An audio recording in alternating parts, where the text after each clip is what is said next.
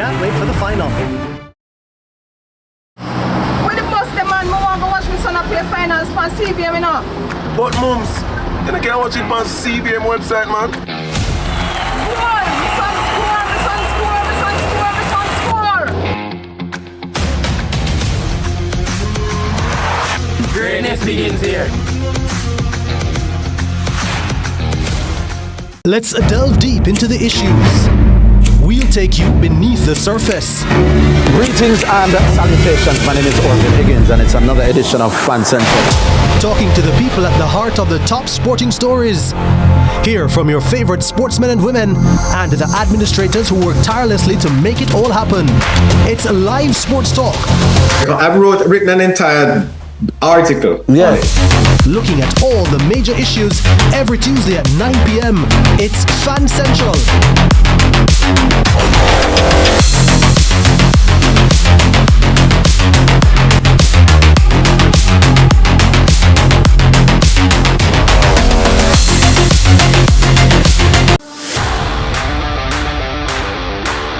It's time. Welcome to High School Pitchside. We have another fascinating episode for you. More matches, more big clashes. Let's talk about some of the big rivalries coming up this week. More of your favorite features. And trust me, you won't fall asleep in this history class. And of course, we always want to hear from you. Hear from your alma mater's players and coaches in Team Talk. You know we can't leave you out. So send us your messages on social media and watch us react on FanView. And you know we love a good little debate, right, Gio? We've got you covered all season long on High School Pitchside. High School Pitchside, your ultimate guide to all things schoolboy football, Thursdays at 8 p.m. on CVM TV.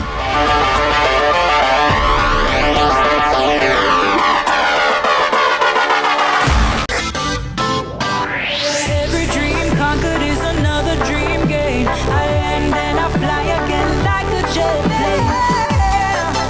Headed straight in your direction, 'cause I'm wiser, one step closer. I'm winning 'cause I work so hard. And the music keeps on playing, and the people them I say we are my show tonight. Oh, what a feeling! Don't stop dreaming. Keep on believing in the power of the feeling. Whatever you want, take a chance. Song in your heart, step in your dance. You got a spark, don't fit the dark, shine your lights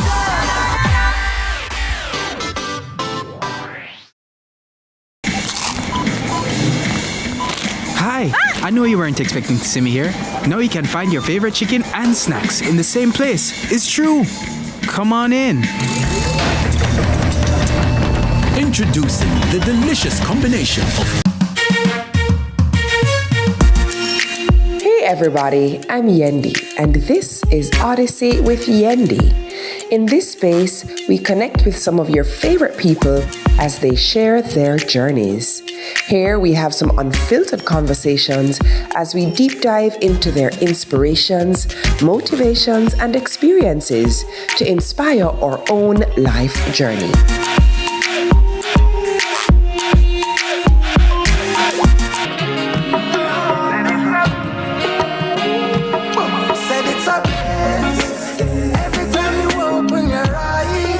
Your greatest possession is life. You'll never leave this moment twice. So stop your stress. Everything what you require inside. Nobody can rewind time. You'll never get this moment twice. How could I ever be mad at Jah? None of my prayers have got an answer. Jah couldn't build the earth for no one. Like now I'm nothing figgy to go up. As sure as the sun gon' shine. If you're patient enough, you're gonna have your time. Convince your mind. Lovely, lovely, lovely. It's another beautiful day. It's another day for sunshine. It's another day for sunrise. It's another day for you to be up and live. And of course, we say rise and shine and give God the glory. Grand rising, everyone. A resplendent morning to each and every one of you. And of course, we say good morning to everybody on YouTube, everybody watching on Instagram, on Facebook. And of course, if you're watching in TV land, welcome. Big up your nice, clean self. Good morning, Lady TK. How are you? Good morning to you. How are you doing? I'm fabulous. Thank you, my love. I'm here enjoying the fact that the Grammy nominations. Oh, they came out. They were announced. Came out, girl. And let me tell you, there is hope for many because the usual suspects are not there this time in the nomination. And so I want to say congratulations to all our Grammy nominees. Yes, the 68th Annual Grammy Awards will take place in February of 2026, okay, at the Crypto Arena in LA. And of course, you know, the dancehall crew had to be on the scene, the reggae people had to be on the scene, and several artists have been nominated for the Best Reggae Album category, or in the Best Reggae Album category. And of course, the nominees are Vybz Kartel, Lila Ike, Jesse Royal, Kez Namdi, and Mortimer. Hey, you have the voice, so, you know? Yeah. You have the voice. You know that voice that will come over the speakers. I gotta tell you. Everybody head. Grammy people, if y'all want...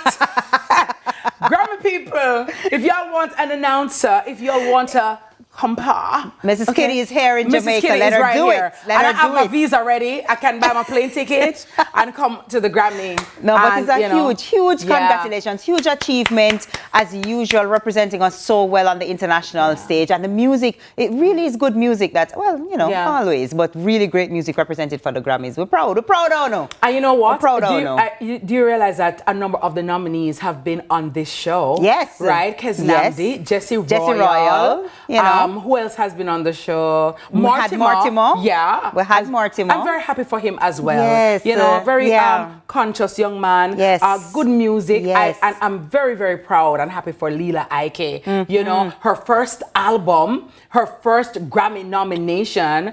And I treasure self-love, and that's the title of the album. And I'm very happy for that. But of course, you know, from, I guess, the cells or from prison to the world, you know what I mean, the world boss, you know what I mean, right? Today is a new day. Hey, give thanks for life. Yeah, Adidja Palmer in that one. So it's going to be a tight race. An interesting mix as well, you know, from the Cartel to the Mortimer to the Jesse Royal. It's going to be it's going to be interesting to see who wins, but we're proud of everybody for even just having a space at that table. Absolutely, you know? Because listen, TK, many people throughout their musical career have never even gotten a nomination. Nobody even get a nod. You know what I mean? So just being nominated in and of itself is a huge deal. And we just want to congratulate all our Grammy nominees. And talking about Grammy, this place is supposed to get a Grammy because it is world renowned, okay? We're talking about the Duns River Falls, guys,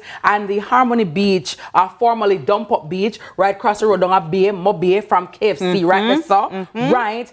They reopened today. Oh, thank God. Open today. So after the completion of cleanup efforts, Ocho Rios' Duns River Falls and Montego Bay's Harmony Beach Park reopened today. The community, have free Starlink internet and phone charging stations that will be made available soon. I'm so happy to see this. It feels like progress. It feels like recovery. It feels like, can you imagine, people have a space to go and to offer Starlink so people can connect to the internet and reach out to people.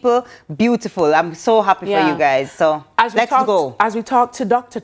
Charles King yesterday at TK about recovery, having these spaces reopen is a part of that, because it kind of, you know, makes you feel like bringing back in structure, reintroducing structure, somewhere you can go and sit and relax and smile and just breathe and offload. So good morning. It feels like the good old days, right? BM, before Melissa. Yeah. So family members, if, you know, you have some persons and, you know, or people who you can take, you know, just to relax. Because sometimes, you know, TK, you have to be extricated from the doldrums, from the sufferation and the devastation.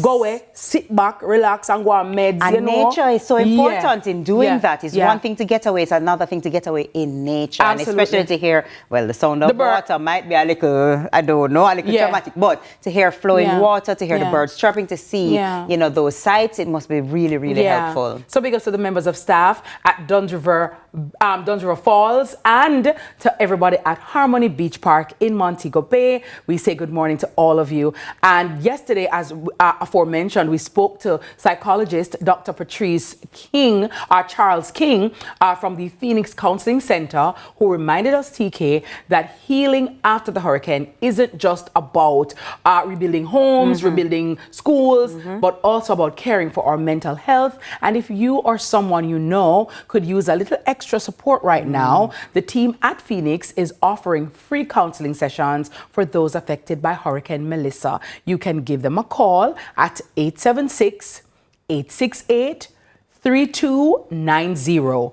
That's 876-868-3290 to book your appointment. And book it. Yeah. Book it. Yeah. Especially it's free, you know, Yeah. just to have somebody professional to talk to. It's one thing Yeah. to talk to friends and family, and that's Yeah. helpful, yes. But it's another when there's someone who can actually Yeah. really take you through what Yeah. you need to go through in order to feel better and recover. So do it. Yeah. And it's free. And you don't have to be in one of the directly affected areas, because remember she said we can suffer trauma vicariously. You know what I mean? Yes. Secondhand trauma is very real. All right. So one thing though that did not traumatize me at all. Tell me. Is my visit to BD Greg on South Camp Road. Okay. Listen, I'm a stickler for great service. Yeah. And I really love, especially at a time like this when you go somewhere, TK, and people are still being cordial, being professional, still being nice. And so, the way the people them treat me good, remember them name. See there? Watch out.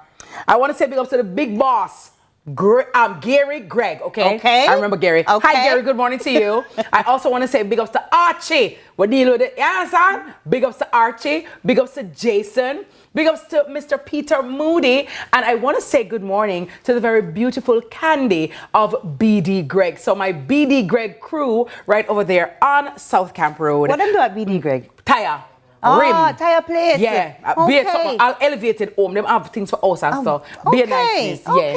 Big up Kyle and the old something. And gave you good service. Yeah, man. Had really great personality. Listen, let me tell you something. You know, when it comes to vehicles, right, as females, TK, unfortunately, there are some unscrupulous males who take advantage of our ignorance, or, you know, we don't really know our way around too much. Yeah. So when you have somewhere where you can go, where them tell you the right thing and do the right thing, and you can feel comfortable and you don't feel like you're being, you know, ripped off in any kind of way. That's why I just go to BD Greg. Anytime. See BD Greg, hello, I'm right ladies, here. BD Greg is for the ladies. Yeah, Let's I gotta go. tell you. Let's all go. And I have nice place here, sit down, and it's very nice. And the gentlemen, they're very nice. Where is it again? Right off South Camp Road, near South Stewart's Camp Road. Automotive. See there? So Stuart, hi Stuart, good morning. Hi Lacey, good morning to my Range Rover crew over there.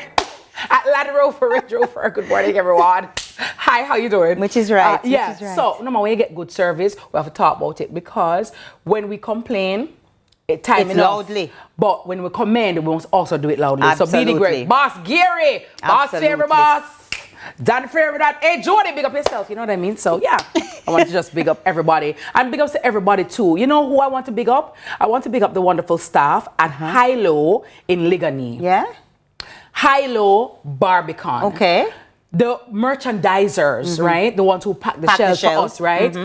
Big ups to Jimmy from Hilo, Ligani, you know, like Sharika, the entire cohort, right? Because trust me now, TK, sometimes you want a banana or you want something. And that gentleman from St. Mary's Banana who sold me the great bananas yesterday. Yeah, JP Foods. JP Foods, it's called. Good morning, sir. How are you? So good morning to all the merchandisers. Good morning to all the staff members who help, who pack, who, you know, help to direct and give. And big up to Tall Man. I don't know his name, but he's tall. Okay. Right? Tall Man. Okay. Daniel. Yeah, you know Jamaica. You understand? Yeah, man. You're tall, your name. If you're a plumber, just call you plumber. You understand? Yeah. You're a roof man, we say roofy. You know, you understand? If you're brown, we say brown man. Exactly. Yeah, you understand? Black. Blacks. Yeah, and I say, you know how the thing go. One, you know how the thing go. Bigs. So, good morning to you, right? And you know who else we need to tell good morning? Who? A gentleman who have a quick notice for this morning. So, Philip Campbell from Huntsdean Avenue. Listen up. Yes. Some items belonging to you were dropped off right here at the CVM offices. That includes your driver's license, your bank card. They're safe, you know.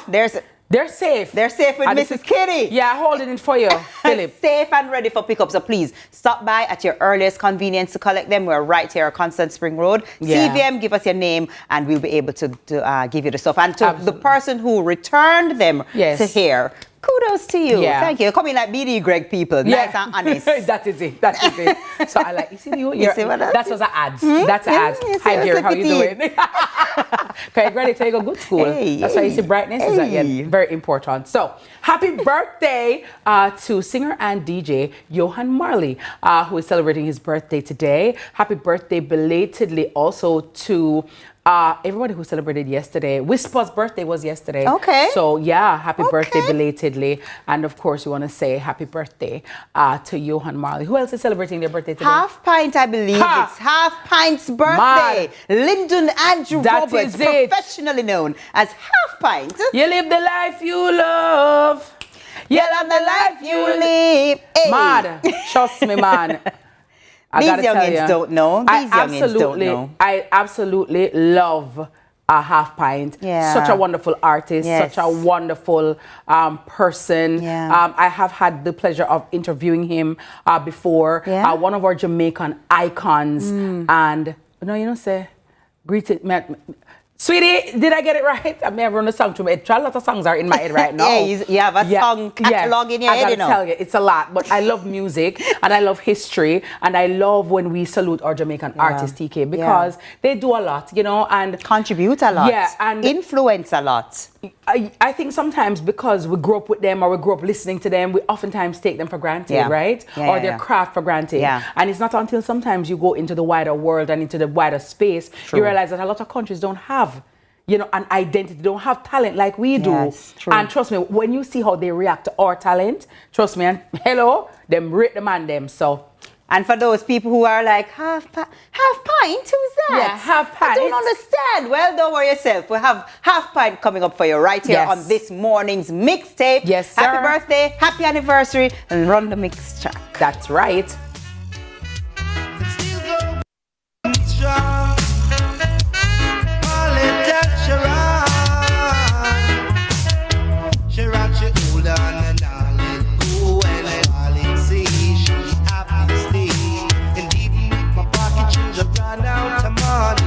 The both of them still be money. Them just hold on and them not let go. I feel them hold on and I rock. I hope you get the music keep playing on the world. No matter what the price, and the music is nice. Oh, you look at sister, not up the king that I. Whoa, breathe. I breathe from jam.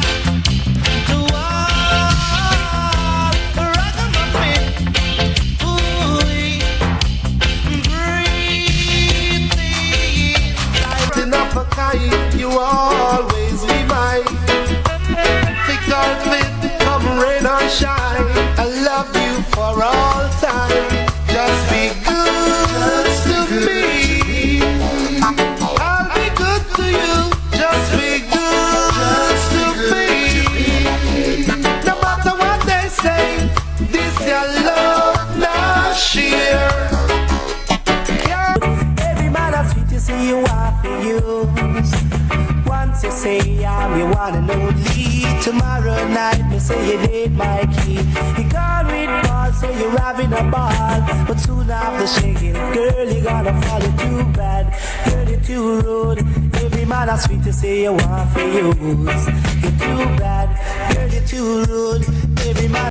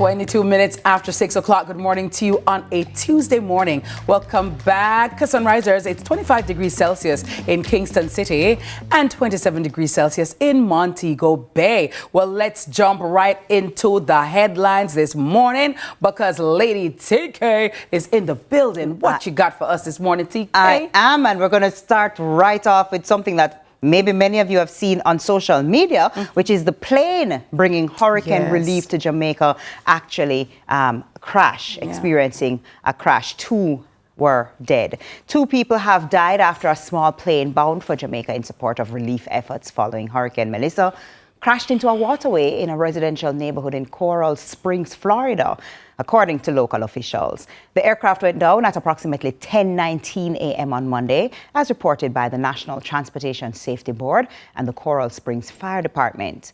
No ground-level injuries were recorded and no homes were struck in the crash. The plane had departed from Fort Lauderdale Executive Airport and was destined for Sangster International Airport in Montego Bay, Jamaica. So that's very, very unfortunate, and of course caught on someone's camera.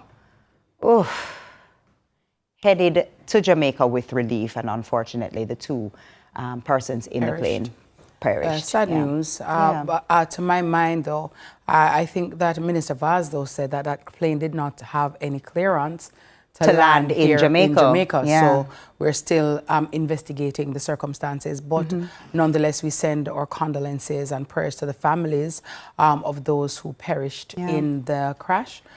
Because they were coming to help, here. But just, it's just an unfortunate event, and we're saddened by it because at this time, we want all the help that we can get.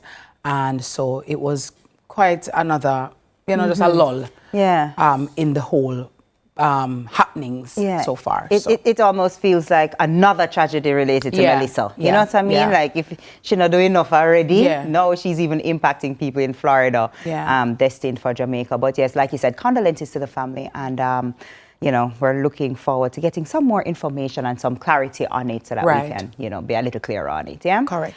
All right, so next up, Jaffe urges extreme caution in wake of Hurricane Melissa. The Jamaica Association of Public Health Inspectors is urging Jamaicans to exercise extreme caution in the aftermath of Hurricane Melissa. Jaffe President Michael Myers says floodwaters remain dangerous as they're likely contaminated with debris, chemicals, and raw sewage from farms, industrial areas, and damaged septic systems. Floodwaters may carry harmful bacteria, including E. coli, which can cause serious illness, as well as Leptospira, the bacteria responsible for leptospirosis, and others that can lead to skin infections. Mr. Myers is also cautioning the public to take extra care with their drinking water, advising that all tap or tank water should be boiled for at least 1 minute before use, or treated with household bleach and left to stand for half an hour to help prevent gastroenteritis and other waterborne diseases, while any food that may have been in contact with floodwaters should be discarded. Mr. Myers says, while recovery is ongoing, everyone must play their part to stay safe and protect their health in the days ahead. Absolutely, and a word to the wise is sufficient, especially at this time, TK. You do not want your health is probably the most valuable thing that you have right now, and especially with our hospitals so directly affected. You don't want to be the one to be going to the hospitals right now, and sometimes there is none around with any problem. So I know that some people really and truly can't help it because their house is underwater, their communities are underwater. So they're there not because they want to be in the water, but because they have no other option. But in cases where you don't have to be there, you don't have to be ramping in the water, there is no need for you to be there, please. And even if you are there, if you can get out of it and wash off and stuff like that, because you might not be obviously you're not seeing the bacteria with the naked eye, but they are there. You understand? And they can be very detrimental to our health.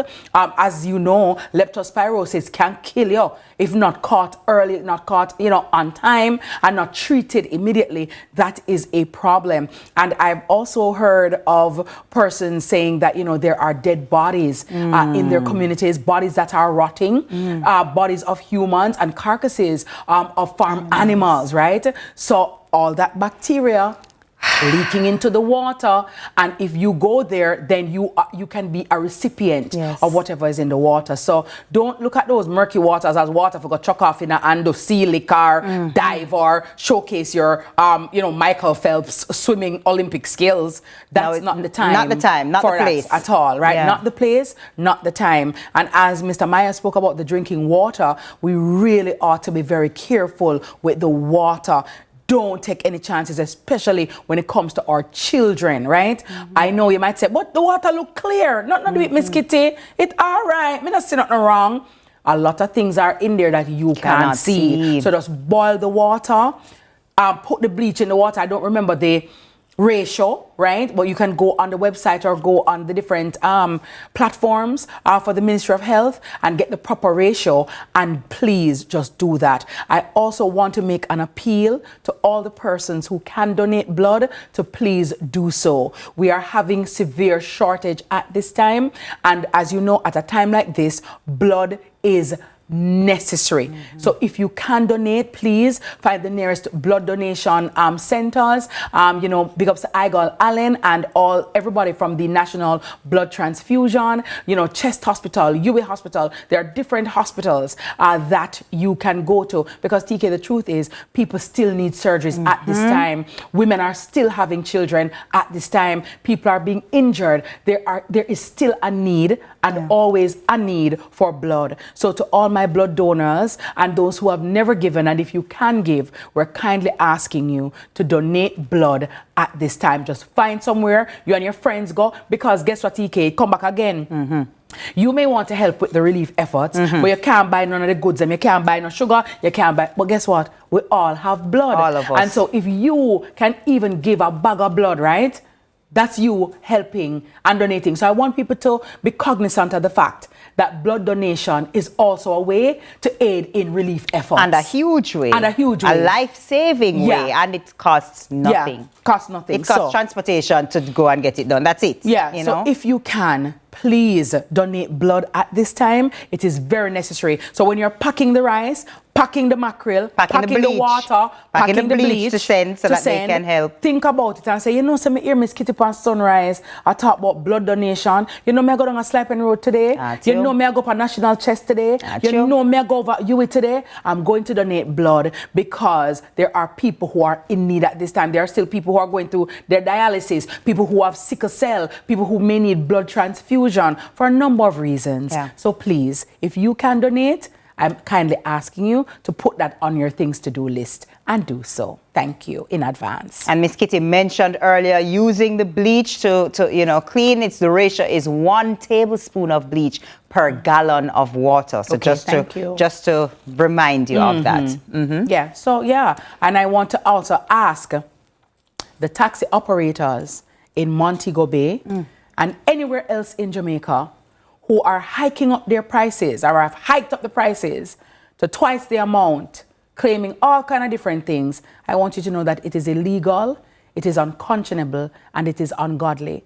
Minister Vaz has said that anybody found to be doing that, they're going to feel the full force of the law. This is not the time, again, to try to eat a food off your brother's or your sister's back. Don't be the weapon that is formed against our own selves. There are people who have left their countries, people who have left their homes, people who have made lots of sacrifices to help us to rebuild and regain some sense of normalcy and dignity, and of course return to who we are as a people. This is not the time to try to take advantage of the vulnerable, those who are disenfranchised, and those who we not happy. We not have it. And if people could afford it, they wouldn't be in the streets trying to take a taxi. And so, yes, I know you have your family to feed too, but let us not take advantage of a time of people at their lowest ebb. It is not nice, and you would not want anybody to do that to you. So please don't do it to your fellow Jamaicans. Abide by the law, structure your rates as according to the law, and keep it there. If you can't drive or you can't make it, lower it out. But do not go and charge people exorbitant fees and prices, and it's illegal to do so. Shame on you. Those same people who you are charged, maybe they might bring something for your mother or bring something for your family. Don't do it. Now is not the time for that at all. Let us band together, work together for the benefit of each other. Time will come again where we can, have money and boop. But now is not the time. Let us use our hearts and not use our selfishness. Be empathetic, be compassionate, because it could be you or a loved one. When you think about doing something like that, look on the color of your skin. Out of many, we are one people. And now is the time when our oneness needs to come out, not our greed. Not just greed and being we call it now, avaricious. And selfishness. And selfish, right? Let us bond together, please. So the taxi operators in Montego Bay, please don't do that. And anywhere else in Jamaica, don't do that. No, it's not the time. Okay? Thank you. A word. And that's all the time that we have in headlines for this morning. Kittilations verse 1. Kittilations verse 1. Let that soak in as we go to this these messages. More Sunrise after this.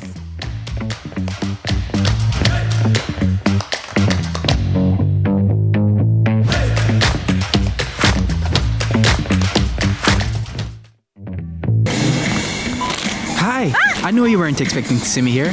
Now you can find your favorite chicken and snacks in the same place. It's true. Come on in. Introducing the delicious combination of... Hey everybody, I'm Yendi, and this is Odyssey with Yendi.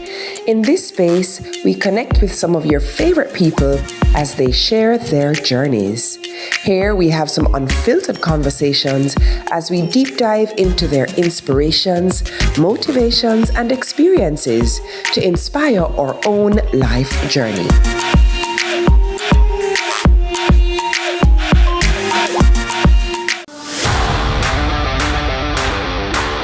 It's time. Welcome to High School Pitchside. We have another fascinating episode for you.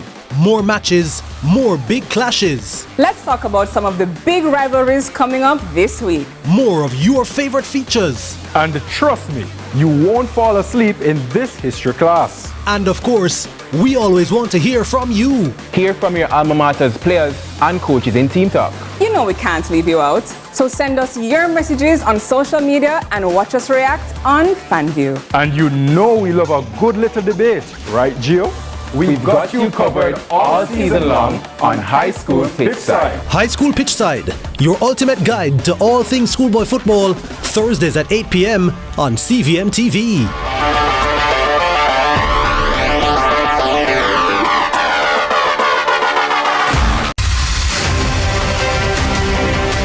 Rebranded Heart NSTA Trust offers more than just skills training.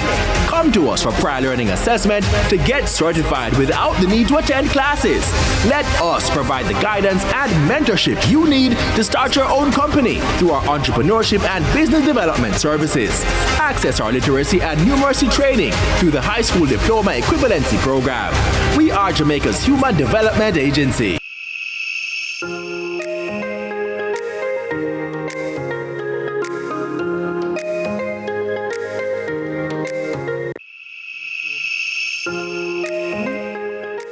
Welcome back, my Sunrisers. If it is your first morning tuning in, thank you so much for making the smart choice and the smart switch and keeping CVM Sunrise in the mix. And if you are a loyalist, if you're always here with us, good morning to you. Thank you so very much. And it's always our pleasure serving you right here on Sunrise. Now, as the storm lashed the island, hotel teams became more than just staff. They were caretakers, they were comforters, they were comedians, they were crisis managers, ensuring that guests remained safe and calm through the days of uncertainty.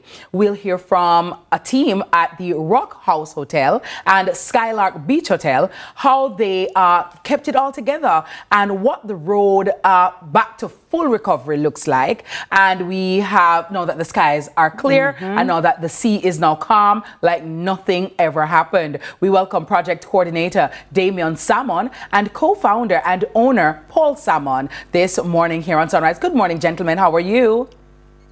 Good morning. Morning, we're good. Lovely. Rock House Hotel, one of my faves, in Negril. Talk to us about what happened. How did Melissa treat your property there in Negril? Well, I think we were very lucky, like a lot of Negril hotels, actually. We had some, no structural damage, really some landscaping and trees down and, a few minor, zinc roofs off. But in so many ways, the hotels are very lucky, and we're, back open again at both hotels now. Tell me, what was it like actually experiencing the hurricane on property? Yeah, it was, look, I was here actually in this building, and, the building favoured me very well, thank God. But it was just so much more of a wind event than anything else. We didn't really get the sea coming up in the same way that sometimes can happen during the hurricanes. And so we're sort of blessed by that because, our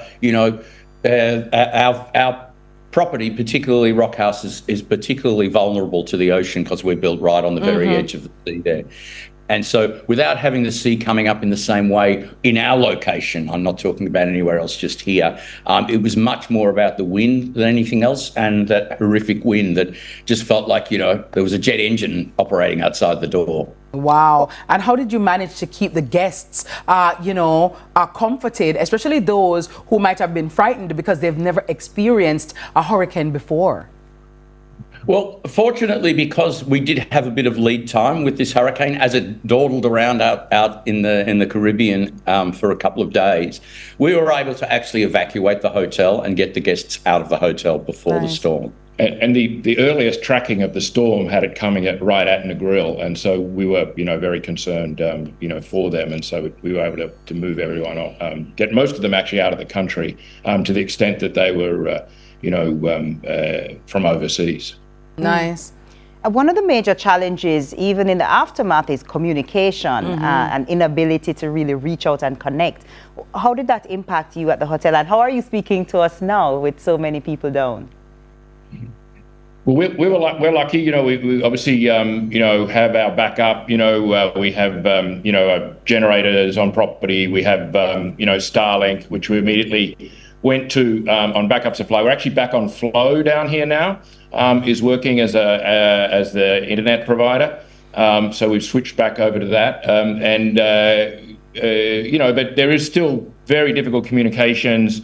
The cell reception is sort of up and down. Flow's been a bit more reliable in this region, and Digicel sort of comes up and goes down. It's been patchy, but I'm sure they're working hard to restore it and get communications back. But it's been very difficult to communicate, make sure all of our team's safe, which was our biggest first concern, was to get out and make sure all of our team was safe. And we had security people, we had really a lot of different people out on the road trying to visit each one of our people, make sure they're okay, and check on everyone.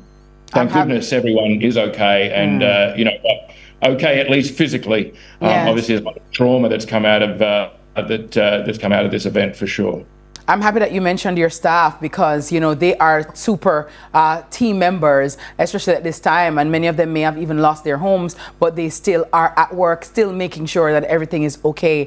Talk to me a little bit about the prospects of reopening, and what does reopening now look like, especially, with the staff, some of them being dislocated by the hurricane. Right. I mean, we have a big staff down here. We have about 300 people we employ between Rock House and Skylark. About 80 of them had damage to their houses. 11 lost their houses altogether. 30 lost most of their roofs. Obviously, there's a huge dislocation for some of those people. We're keeping everyone on full payroll and making sure that those that are dislocated, we took a bunch of people on who came, we made the hotels open to everyone because we were we didn't have guests. It was an opportunity for us to invite staff in. Many staff wanted to stay in their local communities and, try and pick up what they could of their belongings. But we did have a bunch of rooms that we were sheltering with staff members at both hotels. And we're helping, people sort of rebuild now, but certainly, there's a big impact. We're obviously working on shortened shifts, and we're trying to accommodate people. We're certainly not asking anyone come in who's affected by it, but we've got enough of a team. We've been housing some of our team members on property as well, who want to go back to work more at a management level, just for convenience of making sure that they can be at the hotels. Right. So in terms of reopening, gentlemen, where do we stand with that? Because some of our different attractions have reopened at this time. Where do you guys see the reopening? Are you yet reopened? Because I know some people just need to probably come to Rock House or Skylark to rest their brains and relax and have some good food and good vibes. Absolutely. We open at both hotels, actually. We reopened Rock House yesterday. Skylark we opened just days after the storm went through. We're actually giving a 70% discount at Rock House right now for Jamaican through the end of the month for Jamaicans and to relief workers. In fact, we've got Skylark has been full the last over the weekend with relief workers, and we've been housing and supporting a lot of the relief workers, particularly World Central Kitchen, who we've been producing food for at both hotels as well. Nice. Look, I'm packing my bag right now because I need some relief. Yeah, I'm packing my bag. And ladies and gentlemen, you heard it here on CVM Sunrise. That's really great. Yeah. And kudos to you as well for the support you're giving to your staff, the grace you're giving to your staff, still having them on payroll, offering them to stay on property. Let me ask you, gentlemen, being a part of the sector, the tourism sector, what do you make of the outlook of the future for tourism in Jamaica, especially for that region? I think it's Jamaica, we've been here 30 years in Negril since we bought the Rock House, and, we've seen a bunch of storms come and a bunch of storms go, and I think one of the incredible things about Jamaica is the resilience, the ability to bounce back, the positive attitude in the face of what's been, very harrowing disasters for many people in their lives. I just think I really have faith in the people and the country to bounce back. I mean, Jamaica tourism is such a critical industry for the country. Such a big employer and a driver, and I really there's really no choice, I think, but to bounce back. It's going to take a little while, I think. But I'm very confident that we'll be back, and I think there's an opportunity, if we can, stabilize things, if we can get power restored, if we can get water restored, we get people's houses, back in reconstruction, that there's an opportunity to really move forward from this. Generally, Damien, in the Negril area, what's the vibe like, and is the damage bad? I know we're talking about Rock House and Skylark, but just even the 7-mile stretch of beach and just everywhere else, is Negril okay for persons to visit at this time? Negril is somewhat compromised, as is many, and in fact many places are much worse, obviously, than Negril. The biggest issue that we have right now is out on the roads. A lot of the power lines are still down, and JPS are out there working. They were working at the roundabout in Negril just yesterday. There was a big crew of guys down there trying to pull some of the wiring back together again, and really getting power back on the streets and all that, I think is hugely important to people here. Obviously, water is a big issue, particularly in Negril, and JPS have a backup generator running the Logwood water treatment plant at the moment, thanks to TEF who are funding that. But it's really about trying to get the infrastructure back up and running. Many places have suffered some damage, and some places have suffered a lot of damage. Mm-hmm. But there are many trying to get all the little stores open on the, that's part of the charm and part of the quirkiness of Negril is a lot of the little stores and the little bars and restaurants and things like that up and down the street. And that's a really critical part of the infrastructure here, And as you say, some of the attractions have started opening up and things like that, which we're grateful for. But trying to see what we can do about getting the power and the water back up as infrastructure. Obviously, internet is a big one for communication these days as well, obviously. Yeah. And I think that the hotels that have had more solid structures are less affected than the man in the street, really, that has got zinc roof on his little, shop or whatever, and they've been more affected by the winds. Yeah. Well, gentlemen, we are just happy that you are back on your feet as best you can. You know how important Negril is for our region when it comes to tourism. Rockhouse and Skylark are for so many people and in the lives of so many tourists and locals alike. And so thank you for all that you do. And we're happy to see that you're up and running again. And I'm sure that persons will be happy to pack their bags for the 70% off. I have to go down to Rockhouse and Skylark. Let me tell you, Paul, Damien, I don't know. Come on down. that was Thank you so much. Salmon. All the best, gentlemen, and to your team as well. Yes. Thank you. Yes, that was Paul Salmon, co-founder and owner, and Damien Salmon, project coordinator at Rockhouse and Skylark Beach Hotels, checking in from Negril. Now, up next, we move from the tourism sector to agriculture to hear how one company is playing its part to support our cocoa farmers. Sunrise, we'll be right back. Nice.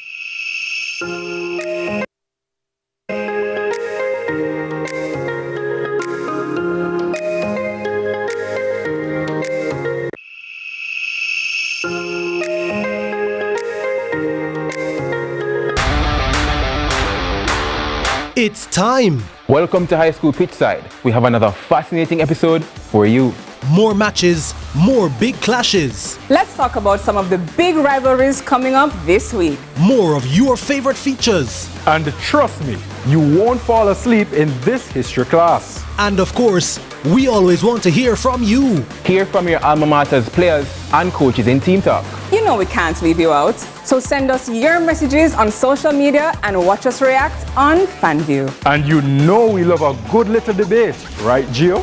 We've got you covered all season long on High School Pitchside. High School Pitchside, your ultimate guide to all things schoolboy football, Thursdays at 8 p.m. on CVM TV.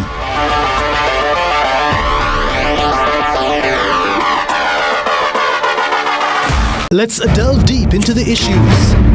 We'll take you beneath the surface. Greetings and salutations. My name is Orville Higgins, and it's another edition of Fan Central. Talking to the people at the heart of the top sporting stories. Hear from your favorite sportsmen and women and the administrators who work tirelessly to make it all happen. It's live sports talk.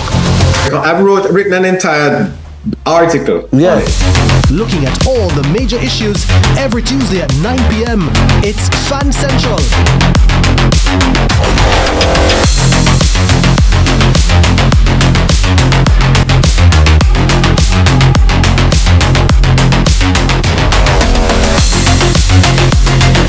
Yeah, man, this is Graham Smagan. I want you to keep watching CVM TV, be inspired, be informed, right? See it happen right here on CVM TV. Morgan Heritage till the year 3000 and beyond. Graham Smagan say that. See it? Blessings. I still hear you whisper, I'm here with you. My shepherd, lead me. I'll go, I'll follow. Don't leave me alone. You promised you'll never let me. The lyrics say, I'm here with you, and we're here with you, and we're very glad to be doing it. Good morning. Welcome back to the sunny side of morning TV right here on Sunrise. Now it's time to sweeten things up a bit. If you've ever bitten into a bar of local chocolate and thought, this tastes like pure love, well, you're not wrong. After Hurricane Melissa, one company is helping cocoa farmers bounce back bean by bean and keeping Jamaica's chocolate dream alive. Joining us now is co-founder of Pure Chocolate Limited, Wouter Chertes. Good morning, Mr. Chertes. Good morning. How are you? Thanks for having me. Good morning. How are you doing? Pure love. Good. Absolutely. Now, I know many persons are familiar with your brand of chocolates, which have brought a lot of joy to our palates over the years, and how you've managed to also infuse a lot of Jamaican-ness and Jamaican taste in chocolate, and really just revamp how we see chocolate. Talk to me about Pure Chocolate and how Hurricane Melissa has affected your brand and your production. I really appreciate that. Yeah, no, that's absolutely true. Everything that Pure has always done and set out to do is to make sure that Jamaica benefits first. Artists, farmers, local communities are really at the forefront with everything we do. And now with Melissa, the farmers are severely impacted. Our factory got impacted. Our production got impacted.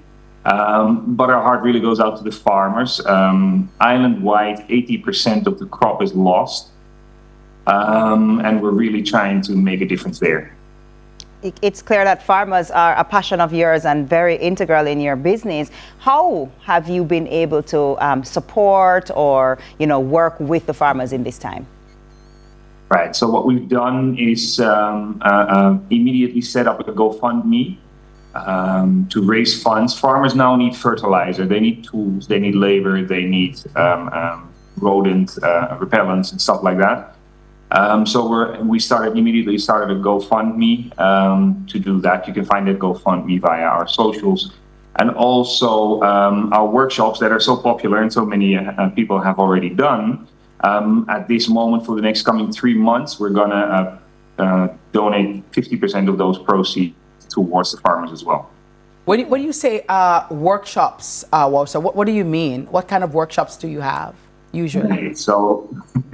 So we do workshops here in Otrias in our store, where you can actually come and make your own chocolate, which is a lot of fun. Oh, nice. Spend about an hour and a half learning everything about chocolate, who we are, what we do, and why we do it. Also learn the 6 basic techniques of making your own chocolate. You get to make your own chocolate bar, and you get to take everything home that you create. So it's best of both worlds. You get to have some fun, you get to make your own chocolate, and you know that you're helping the farmers. Oh, so it's like when you have build a beer, you have build a chocolate. I love this, boss. Boss, you're doing your thing. I love that. So you are based in Ocho Rios, correct? Correct. We're at Island Village. Island Village, yeah. So is that happening right now? Are you open for business? How is your area at this time in terms of for customers to come and support you so that you can continue to support the Jamaican cocoa farmers? Yeah, we're very grateful to have power back. Right now, water is back. We're ready for business. We're ready to help people. So please come on over and support us. We're good to go. And Walter, give me an understanding. So you have the GoFundMe that we can donate to. You have the 50% of your workshop prices going towards the farmers. What exactly happens with that money? Right, that's a great question. And I think accountability is so important. So the first thing we've done is call all the farmers that we could reach. We've also had meetings with the government. We're really trying to make sure that we get the right information and make sure that the funds go to the immediate needs for the farmers. After speaking to the farmers, it's really evident that fertilizer is now needed. All the trees are in distress. All the trees are losing their leaves. So they need that extra booster. So first priority is getting fertilizers to the trees and making sure that we can actually get to the trees. So we need to buy chainsaws, we need to buy tools, and actually manpower. We need to hire manpower to clear the farms and get going again. Mm-hmm. Unfortunately, we're right in the middle of harvest season right now, so a lot of the crop is lost. And if we want to make sure that the next harvest we can supply the island with chocolate, we have to act right now. How long does it normally take also for cocoa to grow? What's the period we're looking at right now, and in what other ways can we also help our cocoa farmer or cocoa industry here in Jamaica? Absolutely. So it takes about a half a year from blossom to full pot that you can then harvest. So the trees are now in distress. They'll try to re-blossom. That's why they need the fertilizer to get these flowers out. And then half a year from now, we could reap again and actually get chocolate. What else can we do as a country to support not only us, but the whole industry? Because there's a good amount of chocolate makers on the island, all making fantastic chocolate with real heart and soul invested in this industry and towards the farmers. Eat local chocolate. That's really what I want to ask everybody. Eat local chocolate so that we can make more chocolate, so that we can continue to help the farmers and get this industry going. Love it. Well, in keeping with eating local chocolate, tell me a little bit about Pure Chocolate and what your offerings are. Just for those who may not know and say, I want to support, what exactly would I be buying? Of course. So Pure Chocolate has a range of 15 different bars. We have all locally inspired flavors. You can think, we have regular chocolate bars like milk chocolate and dark chocolate, but we'll have chocolate bars with exotic flavors like jerk seasoning, an actual international award-winning bar, by the way. We have flavors like lemongrass, cinnamon, rum, coconut, and the artworks that are all on the packaging that are so recognizable for our brand are all done by local artists. These are all graduates from Edna Manley, and we're trying to support them as well. Did you know that they actually get a commission on every bar that we sell? Oh, wow. Lovely. Wow. I did not know that. I didn't know that, yeah. I'm going to buy more Pure now. Well, you know, any reason for me to eat some chocolate, you know, Walter. So I'm, you know, just because of you, I will eat more chocolate. Yeah. My trainer won't be happy to hear that, but we'll do it. We have to live a little. You know what I mean? Good morning to all trainers. I'm supporting Jamaica. We're supporting local. Walter, Chair Test, thank you so much for all that you're doing. And we're looking forward to, we are going to do a workshop. Definitely. I'm looking forward to coming to a workshop, Walter. For real. I'm really interested. And so we'll definitely talk about that. Who knows? Maybe we can do a sunrise from Pure Sunrise. I'm just saying. Oh, Carlton went down there, you know. Money Masterclass, Carlton went down there. Carlton, not Manatee. Carlton never carry we. Right, so we need a pure sun. That was a pure corner office. We need a pure sunrise right now.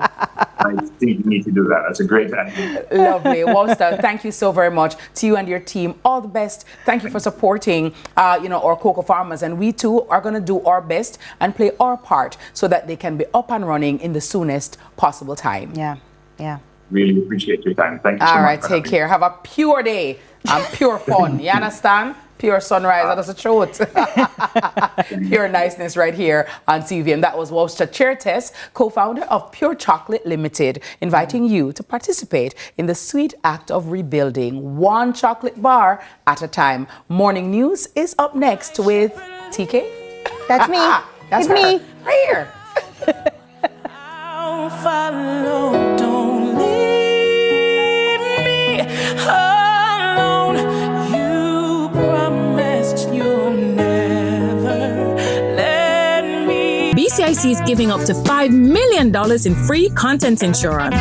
We've developed a free online calculator. So anybody in Jamaica, any homeowner can go on to BCIC online. You don't even have to be a BCIC customer, and it will give you a building value. When you update your home's rebuilding cost with our online calculator, you'll get $5 million in free content insurance and up to 12 months to pay your premium. If you're not insured, go get it now. Better to be safe than sorry. Where it all begins. The quest to become great. Inspired by those who went before them, these four boys dream of playing in the ISSA schoolboy football competitions. Will you score this for Casey? Will you score? It's a shot, it's a goal! And it's a shot, and it's a goal! And Casey has won the Manning Cup, and they will play Clarendon College in the Olivia Shield.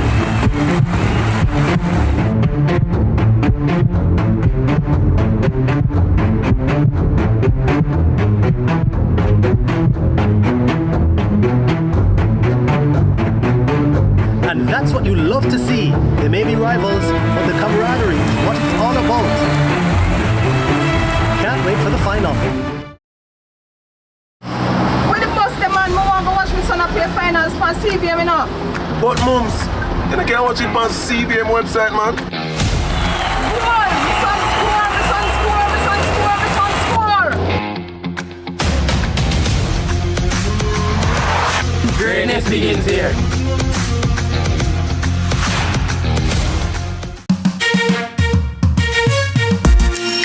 Hey everybody, I'm Yendi, and this is Odyssey with Yendi. In this space, we connect with some of your favorite people as they share their journeys.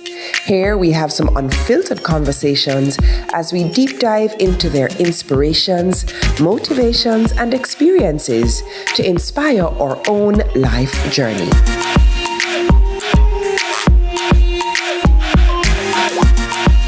Holla me, holla yo, holla way. Taste the BK new cheesy jalapeno Whopper combo for only $1,350. The time by Burger King is.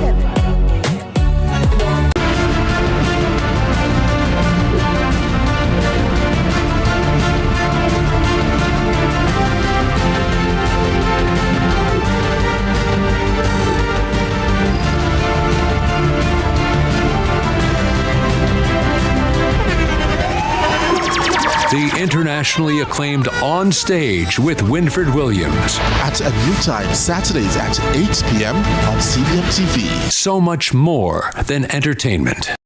Turbulence to future, I'm going to end that CVM. See it happen. We've got the love others are searching for. I'm still loving you, even though you're gone. I could have been one of the most notorious. Keep it royal. Give thanks and praise for life. Thank you very much. Go bang! Bang, bang.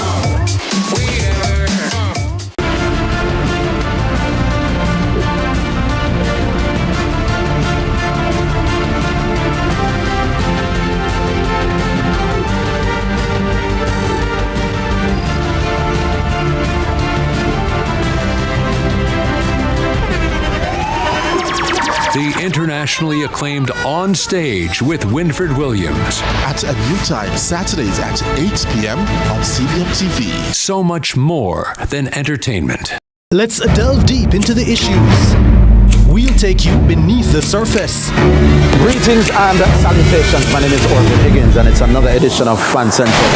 Talking to the people at the heart of the top sporting stories. Hear from your favorite sportsmen and women and the administrators who work tirelessly to make it all happen. It's live sports talk.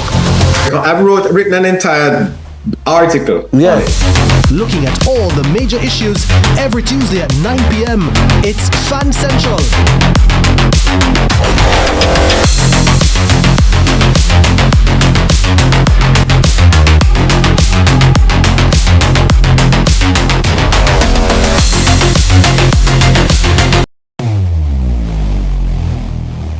Where it all begins. The quest to become great. Inspired by those who went before them, these four boys dream of playing in the ISA schoolboy football competitions. Will you score this for Casey? Will you score? It's a shot, it's a goal! And it's a shot, and it's a goal! And Casey has won the Manning Cup, and they will play Clarendon College in the Olivia Shield.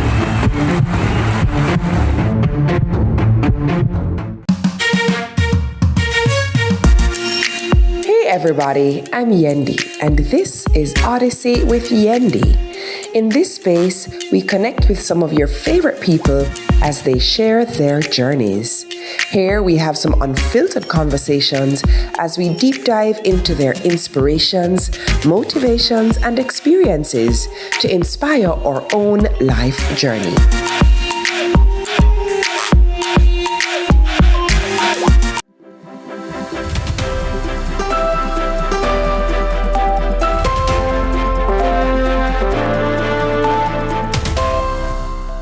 Welcome to Morning News. I'm TK Dawkins. Parliament is expected to table 4 investigative reports from the Integrity Commission when it meets at Gordon House. The reports, along with the associated indicative rulings from the Director of Corruption Prosecution, were formally submitted to Parliament last week. The Commission confirmed that the documents were received and signed for at 10:10 a.m. at Gordon House on November 4. Copies of each report were delivered in separate envelopes to the Speaker of the House of Representatives, Juliet Holness, the President of the Senate, Tom Tavares Finson, and the Clerk to the Houses of Parliament, Colleen Lowe. The Commission, in a release last week, said the submissions were made in accordance with Section 54 of the Integrity Commission Act, which mandates that reports containing recommendations from the Director of Investigation be tabled in Parliament. By law, the Commission did not disclose the subject of the investigations. There's growing tension in Cherry Tree Lane, Clarendon, as residents say trust in the police has been shattered nearly 2 months after 22-year-old Jamar Farquharson was fatally shot by law enforcement. The wounds remain fresh. He was laid to rest on Sunday, but for many, there's still no closure. A decision on if and when the ISA schoolboy football competition will resume is expected within the coming days. The Manning and Acosta Cup competitions have been paused indefinitely following the passage of Hurricane Melissa on October 28. Stakeholders met on Monday to discuss a return to competition strategy, with November 21 and 22 being proposed as the resumption dates for the Manning and Acosta Cup, respectively. With 7 match days needed to complete the competitions under the current format, the proposed dates for the respective Manning and Acosta Cup finals are December 12 and December 13. But it is unclear whether those proposed dates are feasible, as some schools have still not assessed the availability of their students to resume sporting activity. Maldon in St. James and Magotty in St. Elizabeth are said to be 2 such schools. Administrators at those schools have reportedly still not been in contact with some of their players who live in the worst affected areas, and in some cases have no means of communication. ISA says it has met with all 16 schools remaining in the Acosta Cup and have overwhelming support to restart the competition, even from the 6 schools in the western end of the island, which felt the brunt of the impact from Hurricane Melissa. The governing body for high school sports is set to have additional stakeholder meetings in the coming days in the hope of reaching a final decision by the middle of this week. And that's it for Morning News. Join us again at TK Dawkins. See you in Sunrise after this.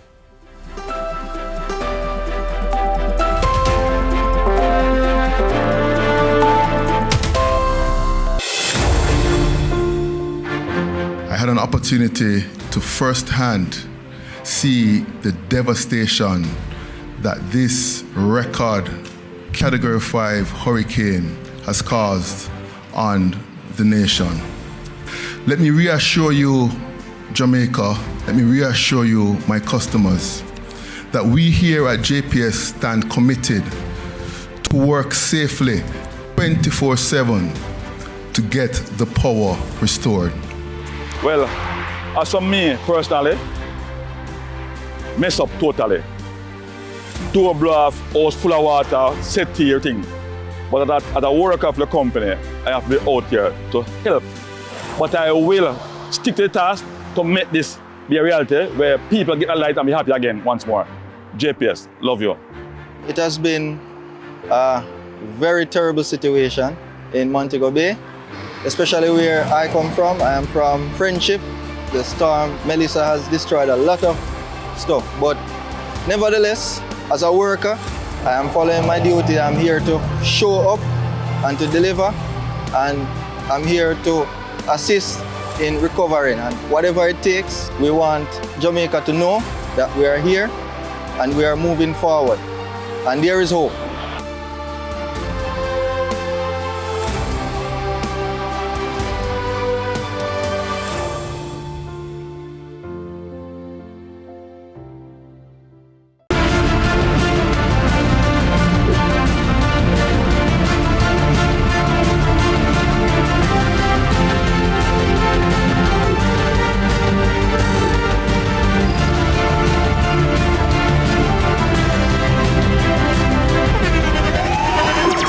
The internationally acclaimed On Stage with Winfred Williams. At a new time, Saturdays at 8 p.m. on CVM TV. So much more than entertainment. Let's delve deep into the issues.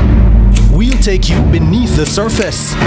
Greetings and salutations. My name is Orville Higgins, and it's another edition of Fan Central. Talking to the people at the heart of the top sporting stories. Hear from your favorite sportsmen and women and the administrators who work tirelessly to make it all happen. It's live sports talk. I've written an entire article. Yes. Looking at all the major issues every Tuesday at 9 p.m. It's Fan Central.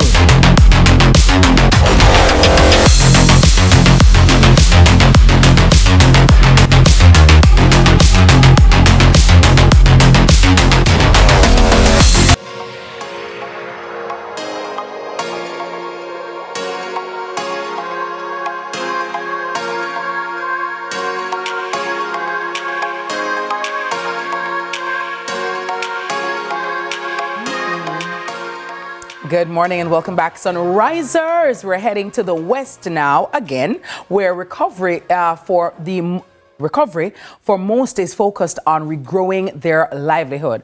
Now, many farmers have lost their crops during Hurricane Melissa, and for them, hope looks like a handful of seedlings and a good machete. Joining us to talk about the journey toward renewal is medical officer at the Jamaican Hospital and proud Westmolite, Dr. David Dwyer. Dr. Dwyer, good morning and welcome to Sunrise. How are you? Hello, good morning. And thank you guys for having me. How are you guys doing? Well, we're doing much better today, I must say. Today is a new day. It's a good day so far. And we hear about great things happening from guests like yourself. And so we're very hopeful for what is to come. Definitely, definitely. Beautiful. Where in Westmoreland are you from? Well, I am from Newarks.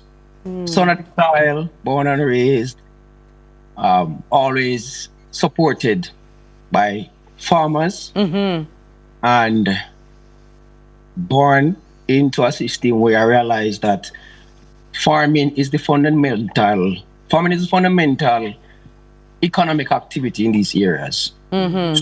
It, having made a trip down there over the weekend, it was brought to my attention by the farmers how they have seen signs of relief and seeing persons making an effort to reach out to give care packages and other assistance. However, they are trying to look forward and they're trying to assess their situation on the ground and see what is needed to help them to rebound, right?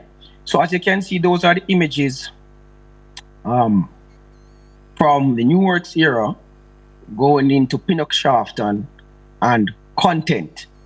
These areas are closer to Darliston in the parish. And as you can see there are schools, churches, and almost all the structures that were made entirely out of board have been destroyed. So for context, I am a person who have always found myself involved within the community. As a justice of the peace based here in Clarendon, and as a physician based within the Mapen era, I have always lent my voice to causes that I realize that can cause or contribute to the greatest impact within the society. For example, doing blood drives at Mapen Hospital, coordinating other blood drives throughout the parish. And just giving support in terms of mentorship for children at nursing, at the children's home, and just being a voice then within the community.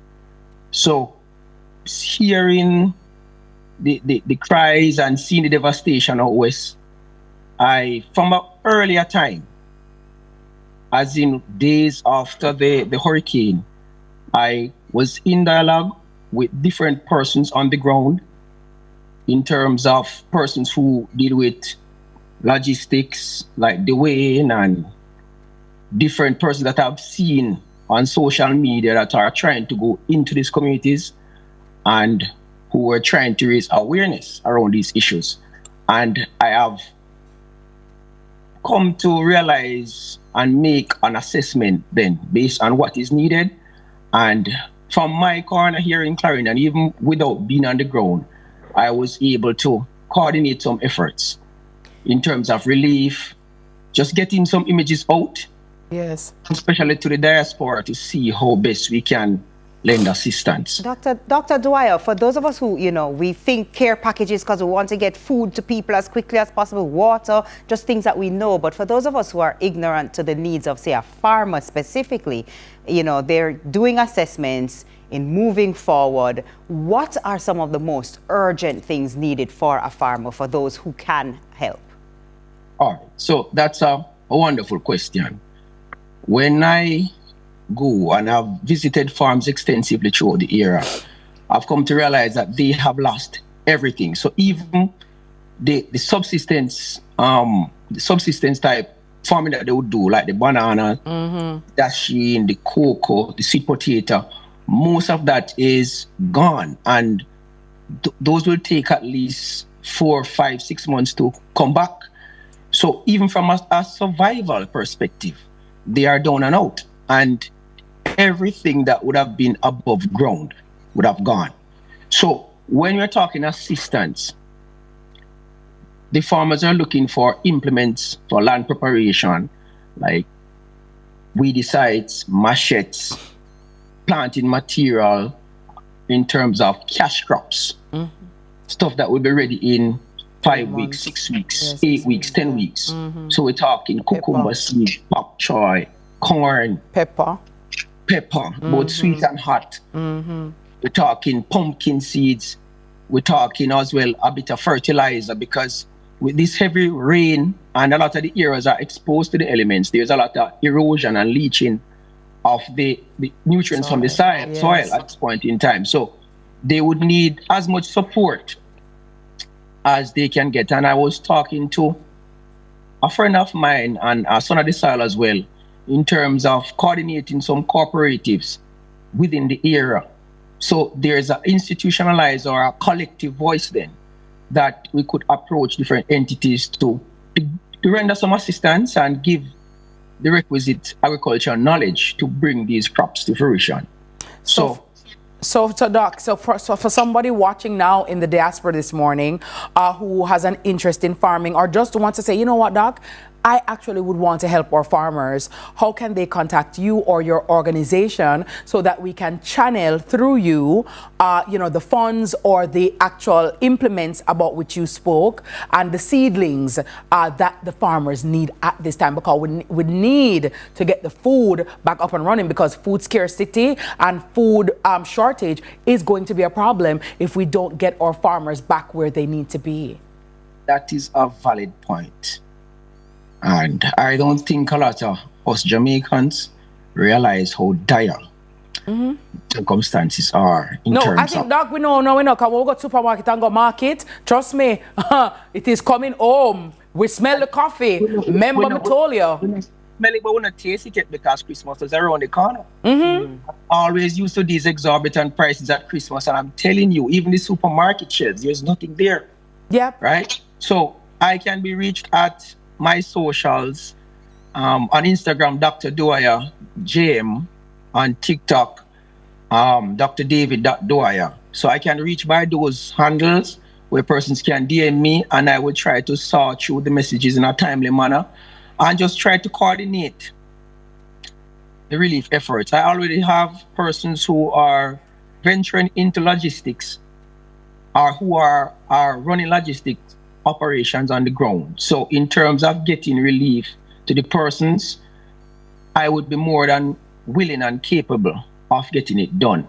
Also, we want to bring as well the attention then to the entire Western belt. And whatever I'm proposing here, it is something that rings true from Santa Cruz, go all the way around to Trelawney, because remember that Trelawney is the yam area. Yes. Most of the cash crops and stuff is St. Elizabeth. Even South Manchester is affected where the scallion is. Yes. The sweet spot. And when I used to go into RADA meetings, and when you look at the production from that belt, we're looking at a significant percentage of the Jamaica, the national output in terms of farming. And as a doctor by profession, but I really have a passion for farming, and I really realize that as a doctor, you are what you eat. Yeah, absolutely.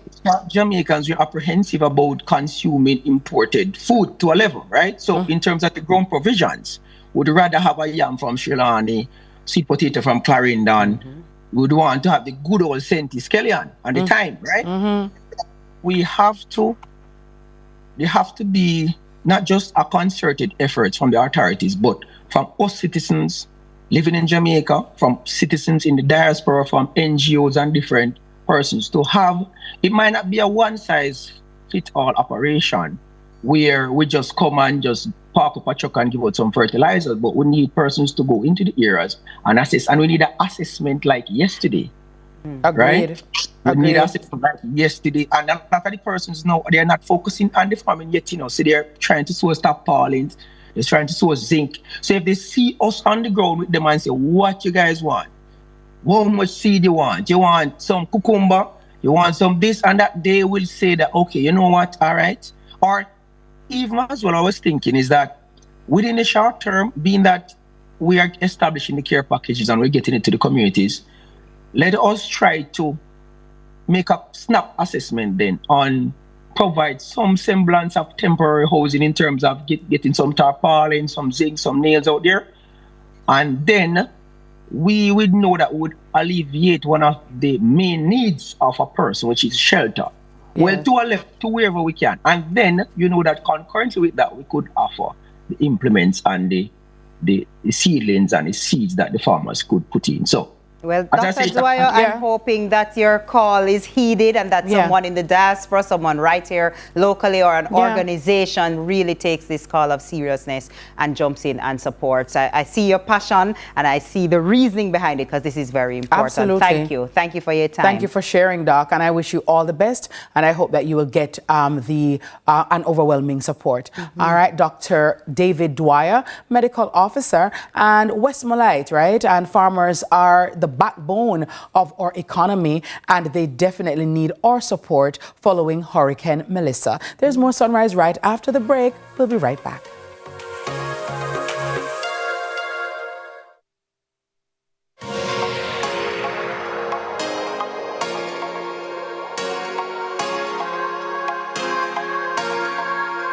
Protecting Jamaica's borders is a key priority for the Jamaica Customs Agency. The JCA will remain vigilant and resolute in effectively fulfilling this mandate. The time brought to you by the Jamaica Customs Agency is 7:15 a.m. It's time. Welcome to High School Pitchside. We have another fascinating episode for you. More matches, more big clashes. Let's talk about some of the big rivalries coming up this week. More of your favorite features. And trust me, you won't fall asleep in this history class. And of course, we always want to hear from you. Hear from your alma mater's players and coaches in Team Talk. You know we can't leave you out. So send us your messages on social media and watch us react on FanView. And you know we love a good little debate, right, Gio?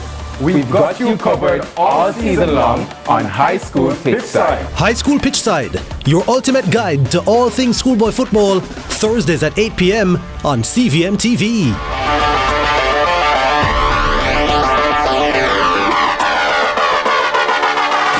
Power in great moments. If you have financial needs, Chris and Charles will fix them for you. Power in great moments since 1992. Oh, we have it all. Power in great moments. Relax, you got Chris and Charles. Oh, we have it all. When you think alone, think Chris and Charles. Hey everybody, I'm Yendi, and this is Odyssey with Yendi. In this space, we connect with some of your favorite people as they share their journeys. Here we have some unfiltered conversations as we deep dive into their inspirations, motivations, and experiences to inspire our own life journey.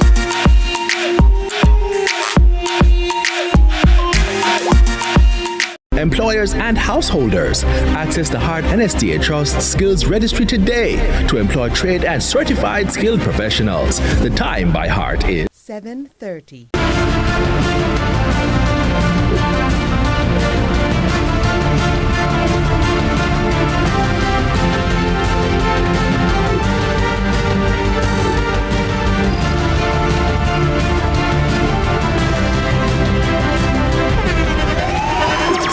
The internationally acclaimed On Stage with Winfred Williams. At a new time, Saturdays at 8 p.m. on CVM TV. So much more than entertainment.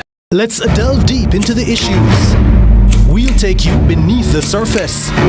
Greetings and salutations. My name is Orville Higgins, and it's another edition of Fan Central. Talking to the people at the heart of the top sporting stories.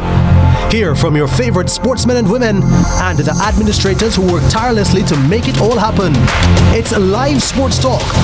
I've written an entire article. Yes. Looking at all the major issues every Tuesday at 9 p.m.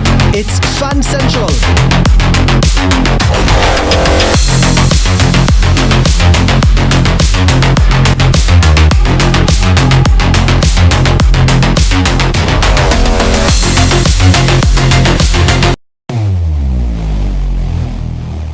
Where it all begins. The quest to become great. Inspired by those who went before them, these four boys dream of playing in the ISSA schoolboy football competitions. Will you score this for Casey? Will you score? It's a shot, it's a goal! And it's a shot, and it's a goal! And Casey has won the Manning Cup, and they will play Clarendon College in the Olivia Shield.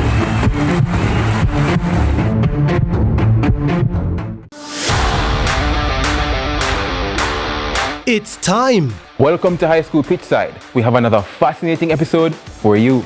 More matches, more big clashes. Let's talk about some of the big rivalries coming up this week. More of your favorite features. And trust me, you won't fall asleep in this history class. And of course, we always want to hear from you. Hear from your alma mater's players and coaches in Team Talk. You know we can't leave you out. So send us your messages on social media and watch us react on FanView. And you know we love a good little debate, right, Gio?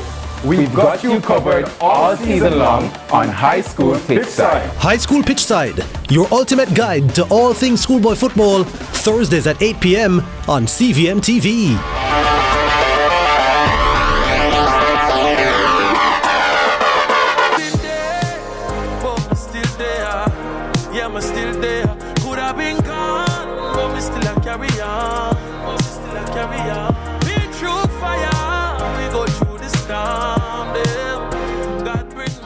Wait, so you're still there? You're still there? Thank you. We're glad that you are. Good morning, Mommy. Glad to have you back with us.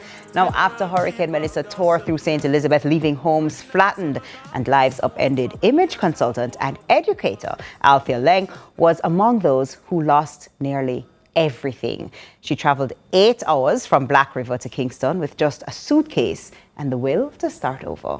But even as she picks up her own pieces, her mind is on the children back home, those who've missed weeks of classes, lost school supplies, and are struggling to return to a sense of normalcy.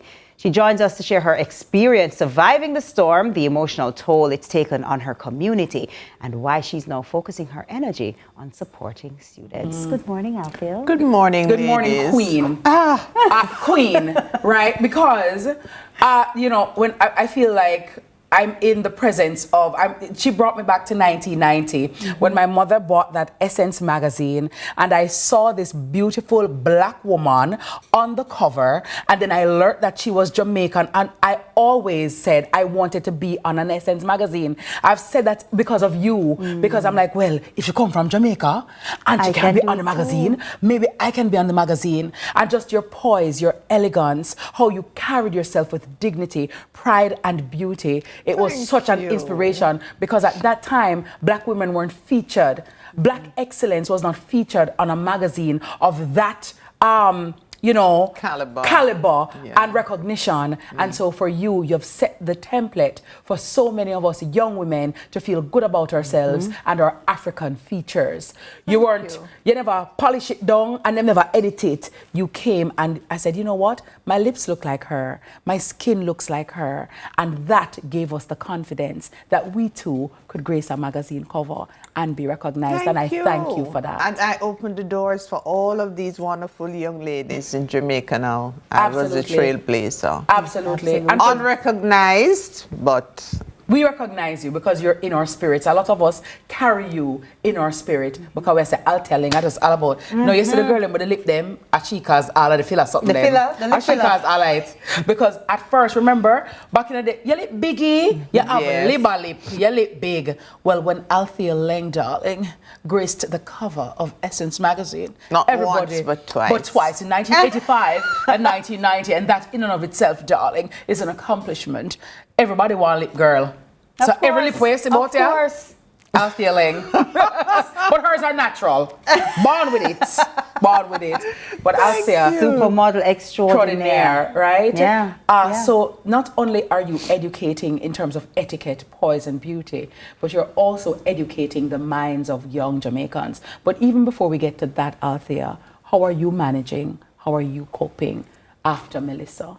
Oh my Lord. I must say thank you to my cousin, Dr. Andre Gordon, and his wife, and his children who have opened their doors to me. It was not even second guessing. When I turned up at their door and I burst into tears, I knew I had somewhere to be and feel very comfortable. My son, Renoir, he was a tower of strength for me in that storm. Unless you experienced it, you'd never understand. I grew up in Black River. I attended the parish church, and that night, when the storm came, I literally saw like the sea was coming from Black River up to my house. And the next thing I heard was like a splash. The roof did not fly off, you know, it came down, it fell down. And I was in a room that has the slab, and we were in the closet. And when I spoke to my cousin Andre, I said to him, that's the last window we had. I said, we are in the closet. Just in case if we died, they would know exactly where to find us. And 5'11", curling up in a closet, can you imagine? So I got in and I pulled in one leg, and then I took in the other leg. My son was on the other side. And I was just Psalms 91. For how long did it last? Hours, like maybe 2 or 3 hours. And then there was a howling in the wind. It was if there was an ogre in the wind who was just determined to just consume everything that was in its path. And that was the frightening part of it. So when you came out of the time has passed, you're now out of the closet. What do you see, whether within your property or even... Everything in my house was gone. There was fire in the storm because everything was brown. Everything was scorched. Unbelievably so. And I was like, my God, my mango tree, my Julie mango tree, my East Indian mango tree, my coconut trees were uprooted. Devastation. My neighbor, I had parked my car by her because I lost my garage last year in Beryl. So it's ×2. And when I went over there, I tiptoed because I said, Jesus Christ, no, the car is going to be destroyed. Luckily, I got some dents in it, but I was able to drive it. So we slept in the car for 2 nights and cooked the corned beef and the whatever on the fire in the kitchen. There was water on the ground, but it was survival. We had water to drink and whatever. And when we heard the roads had cleared, somewhat, I said, but I had packed suitcase the night before with some of my stuff. And then we decided, okay, fine, let's go. It took us 8 hours from Black River to Kingston. Cutting through Holland bamboo, there were people. I saw Robert Morgan, that's the minister. He was there in the Holland bamboo. It was just awful. Did you get a chance to see Black River itself? Yes. Tell us about went downtown, man. Mm-hmm. And I could not recognize anything. Yes. The landmarks. I passed this school. What was there again? Who lived there again? Unrecognizable. Unrecognizable. What would you say has been the greatest loss for you? The church, the parish church, our beautiful parish church. But then again, I have lost everything. But there is life, there is hope. My students from Wolmer's, who I taught in 1978, reached out, want to know what it is that I need. They're going to put a purse together to help me. They said, you poured so much into our lives. It's time for us now to pour. And honestly, I didn't realize I was so loved.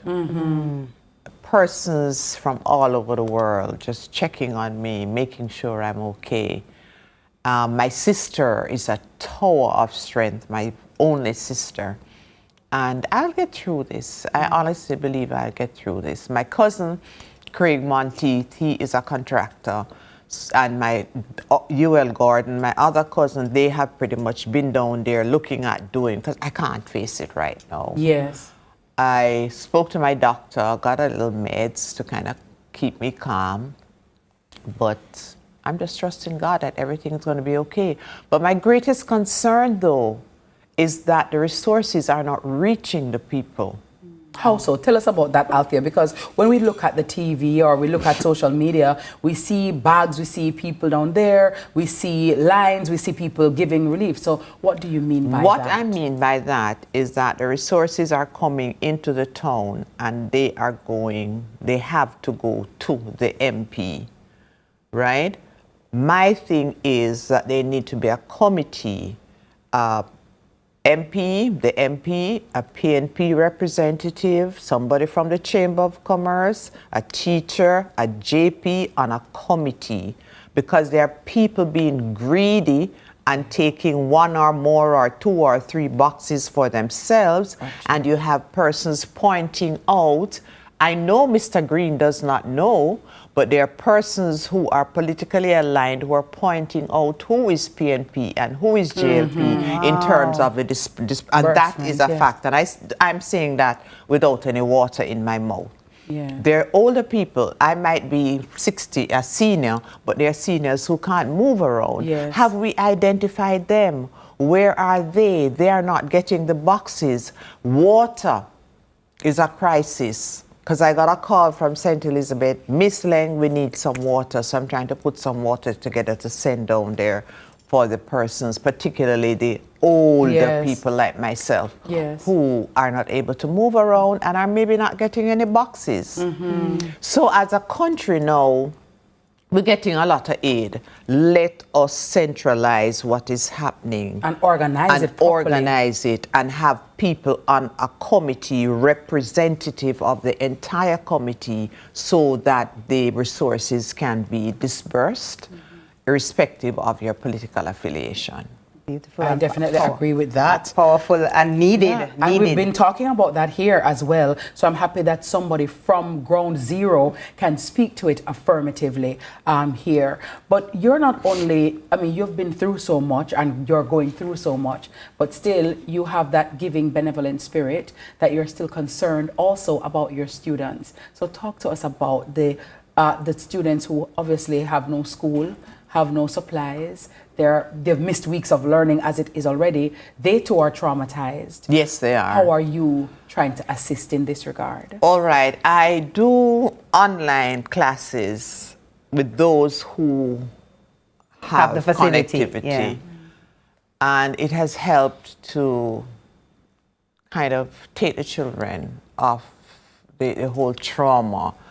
I have students from Manchester, Glenmuir, Mapen, St. Elizabeth, whatever it is. But the truth is that they're losing valuable hours now. How do we deal with that? Ministry of Education, there's a lot of talk. Let's get proactive. Let's get some tents. Let's get the fifth formers. Let's get teachers. Recruit your retired teachers who are willing to give of their time also and their expertise to help the children to get them ready for the exam. It's going to be another case of COVID, right? And we don't want that to happen. And all the schools are destroyed. I had a project going in St. Elizabeth where I was actually giving fans to schools to make the learning environment better. And all of those fans, the storm came and people help themselves to the funds. You know. Then, Althea, what would you say to the people who say, boy, the kid's not ready to learn, they're not ready to do homework, they're not ready to have to read book and study and those things based on what they've been through? Because they have no water, they have no light. You know, their mind is elsewhere. How then would you treat with them? I think at this stage, we have to look first at their garnering all the persons who deal with mental health. Mental health is critical. For me, I had to take control of what my mental health also in terms of seeing what happened. And we have to have some kind, I don't know how they're going to do it. Just like how they have the field hospitals, they should be able to set up this kind of a field school, so that we get the children going, get them mental, personal development, understand that even though things go wrong in life, you can still overcome, you can still achieve, get them into that very positive mindset, you know. And I'm available, right? And I know there are other retired teachers available, you know, but I don't think we as retired teachers have been valued by the system either. What do you specialize in terms of subjects or grade or age group? Oh Lord, I've worked from PEP right up to CAPE. Okay. Right? And I do CXC, English language, English literature, com studies, literatures in English. Those are the areas that I do. So you're having I'm a specialist, darling. Let me tell you, my students get wands, distinctions. Excusez-moi, s'il vous plaît. In case you didn't know, put that in your pipe and smoke it. Hello. All right, clock that. So we see a flyer now out there on screen. CSEC English workshop. Althea Ling introduces. Talk to us about this and how can parents, even those who may not necessarily be in the most adversely affected parishes, and they may want to say, oh, okay, I want my child to be a part of this. How can they join? Okay, there's the information there on the screen, the telephone number 521-0405, and they can email me at althealingimage2019@gmail.com. For my summer program, personal development, I've used a facility at UTech, which is very nice, and this is something that I'm looking at. So it will be on Saturdays. I'll be doing 2 groups, and I'm trying to I'm hoping sponsors will come on board so we can do it for When you say personal imaging, what's that about, and what will the students be learning? What will they will be learning English language and literature based on the curriculum, but also I'm trying to enhance their personal development, their motivational aspect of their lives, to understand that how you become successful, it has to be intrinsic, you know, and that is what is missing too from the educational system. We stand up and we teach and teach and teach and not empower our students. Truly. So it will also be looking at empowering the students. And that's why I say, you know, it's funny how teachers back in the day used to do that, because they would have had a lot of life experiences as well. And so you're not only learning literature and not learning just about Chaucer and Dickens and all of that and Wordsworth, but they might teach you to have manners, carry yourself this way, dress how you want to be addressed, fix your socks, clean your shoes, put on your slip, sit upright, walk with your shoulders up, hold up your head, make eye contact. When I'm talking to you, don't look on the ground, look at me, speak properly. It's oil, not aisle. You see what I'm saying? It's a lot. See, education is not just the curriculum. It's not just what's and I on the think, paper. and over the years, I've heard them talk about character development, heard them talk about values and attitudes, but it still has not been implemented into the educational system and becomes a part of what we need to do to enhance our students and the lives of our students. Because when they go into corporate Jamaica, then I'm called in to do workshops on personal development, which is something that should be addressed at fifth form before they enter the world of work. And personal development should be taught at an embryonic stage, so that in a crisis like this, you don't have the animalistic behavior that we see being on display now, because these things come back to haunt us, Althea, if we don't engender it from a very young age. So you get one box already, Miss Maud don't get any, and you just want to take everything for yourself. And the grabby mentality, as my mother would say. And you're hiking up the taxi prices when a poor people take taxi too. A person who has lost their house, they've lost everything. You think I have $1,000 to pay you for somewhere that used to cost $500? I don't have it. We all are going through the same thing. I just lost everything. I may just have the clothes on my back and you're price gouging. You want to do that now? It's crazy. And also, I need to point out that there are areas in St. Elizabeth, like Brighton, where nobody is pretty much cut off at this point in time. So we have to identify Exton, Brighton, Parity, all these places. We just don't go into Black River with supplies. Yes, Black River has been destroyed, but we have to look at the other areas and the parish. Althea, I'm glad that you're here, and I'm glad that you're doing what you're doing for the children at this time. Because there really is a lot of loss around them, especially when it comes on the education. Selflessness and grace personified. Hey, I think that's a good way to close it off. Thank you. Yes, you are. Althea fabulous. Althea lose everything you say. Althea. Yeah, man, she come here fantastic. I feel like walk up my tent too. But not tell a lie, see me here? Oh, darling. I'll take a swoop one time. See it here? Watch her style here. Oh, my elegance, darling. Video me cut Ted, you know. My mother always said you mustn't look like what you've been through. There you go, girl. Well, you look like $1 million.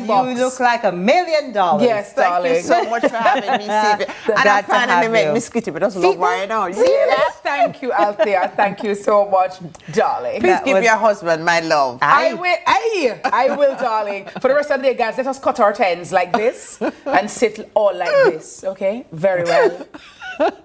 That was Althea Leng, image consultant and educator, helping students rise again. Up next, the Freshers crew is clocking in for some fun, competition, and community spirit. Be sure to stay with us. That's coming up.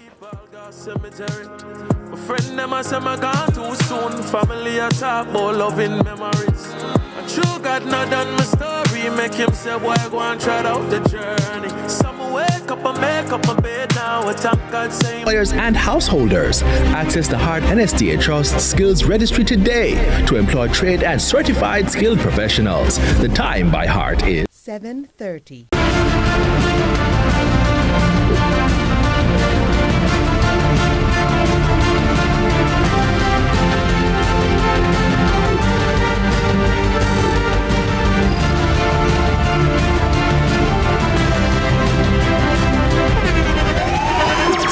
The internationally acclaimed On Stage with Winfred Williams. At a new time, Saturdays at 8 p.m. on CVM TV. So much more than entertainment.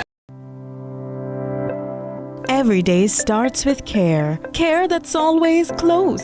Supermed Family of Pharmacies is where you go for everything you need. From your morning routine to life's biggest moments. Supermed Family of Pharmacies is always by your side. Whether it's prescriptions or household essentials, trust the care that's close to home. Super happy, super healthy, Supermed. Everybody want to see if a country right now. One thing about Jamaica, we might have differences, but we know when something is good for all of us. And when we work together against crime and violence, we are stronger than ever. And that's how we know the Citizen Security Plan can work. That one that name CSP. The Citizen Security Plan is an initiative of the Ministry of National Security in partnership with the European Union. It's an all-of-government effort to create safer streets and build stronger communities. Go to mns.gov.jm to learn how you can play your part. This is the Aedes aegypti mosquito that spreads the Zika, chikungunya, and dengue viruses. Search for its breeding sites and destroy them. A message from the Ministry of Health and Wellness. The time by the Ministry of Health and Wellness is 7:45. It's time. Welcome to High School Pitchside. We have another fascinating episode for you.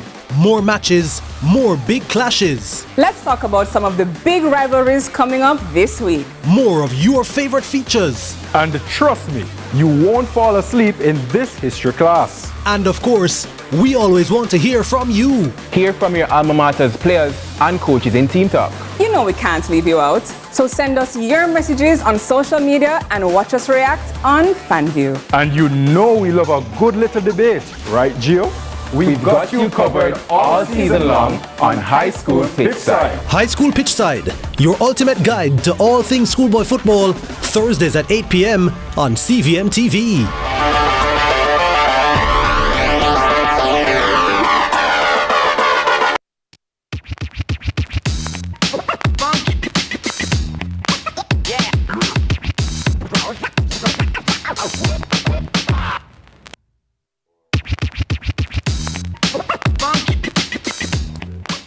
Welcome back to Sunrise. I'm your game master, Jason Brown, and Sunrise Freshers is back to play for a purpose. We have some students from the Jamaica University clocking in to test their general knowledge skills and to promote their own hurricane relief efforts. So let's meet the team this morning. Good morning. Good morning. Good morning. Good morning. Welcome to the show. Thank you. So let me hear your name and the freshest fact about you. Good morning, Jamaica. My name is Kaylin Hibbert, and a freshers fact would be I love to drink tea. Oh, wow. You're bursting the gas. Right. Yes, lovely.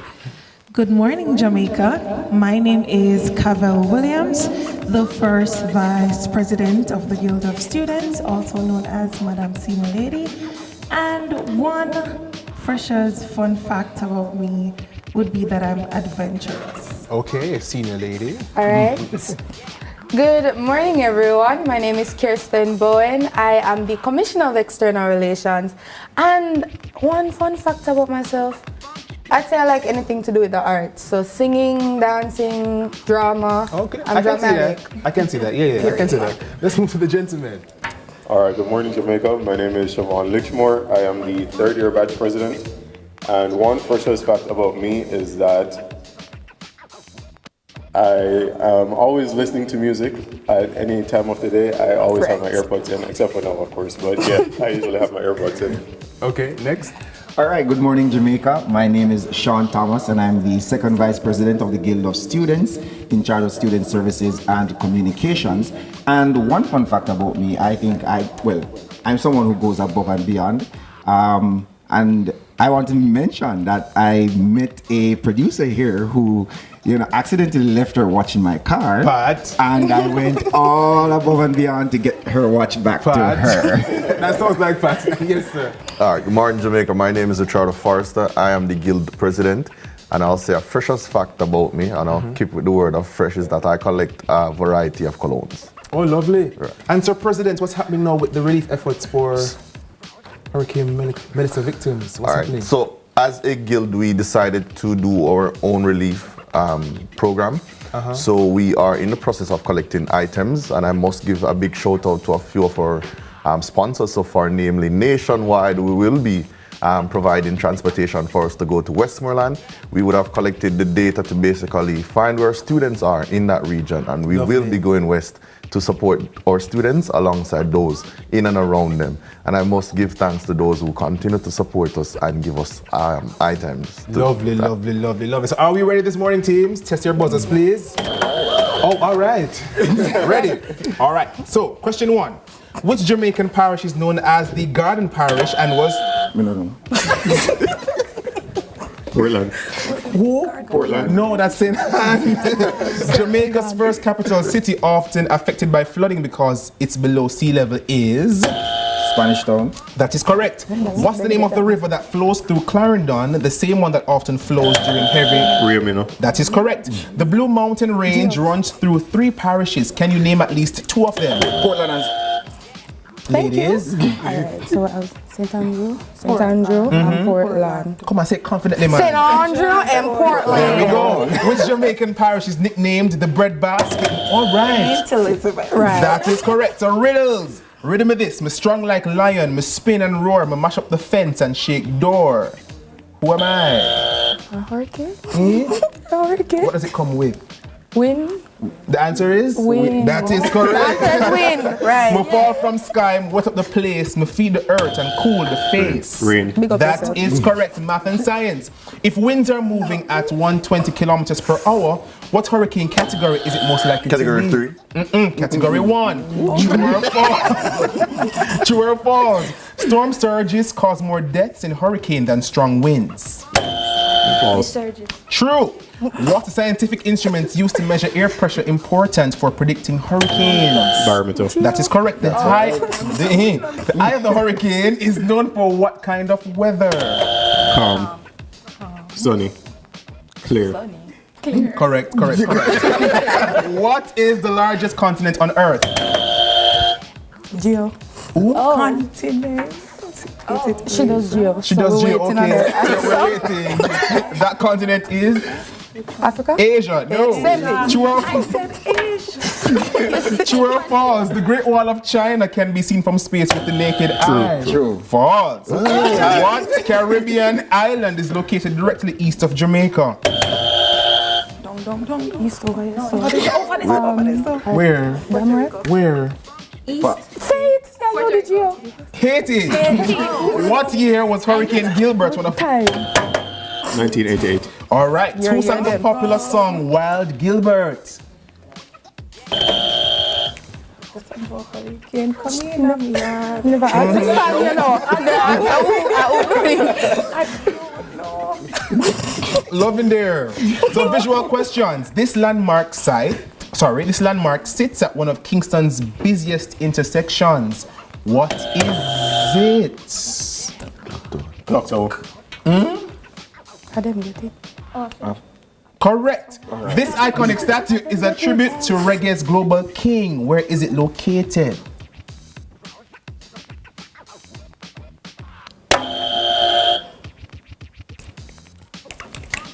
In front of stadium. The National Stadium, correct. So our final questions. Jamaicans have a saying, we lick about with Talawa. What does What it mean? What does Talawa mean? Alright, so we look about we're big. So we may be small in country, but we make a big impact because we're a lot. We're Jamaican. We are Jamaica. We are Jamaican. Right. I feel you. Correct. And the last question, what are some ways persons can lend support to victims of a hurricane? So you can lend emotional support because you know it's a very traumatic time. Therapy, you can also lend physical support such as things to help farming and build back like sanitary napkins, food, water, non-perishable, right? Win. So congratulations, clap yourself, clap. What a lovely game this morning.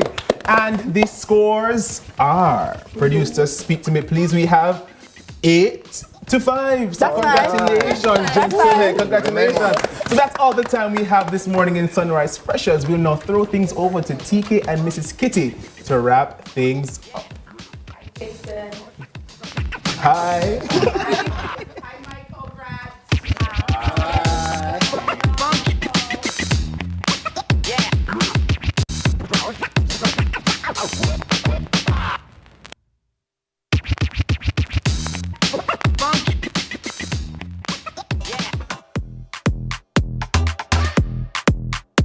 One camera. Or to skedaddle up and out of here, but before we do so, TK. Oh, you're not cutting your 10. Oh, right. Remember? Right. You forget already? That's it. No, I did not. Lang left us with a cut 10 position. I was cutting an 11, but I'm back at 10 now, right? That is it. That's right. But this is 10 out of 10 though, because the toll booth has been reopened and they have started to charge.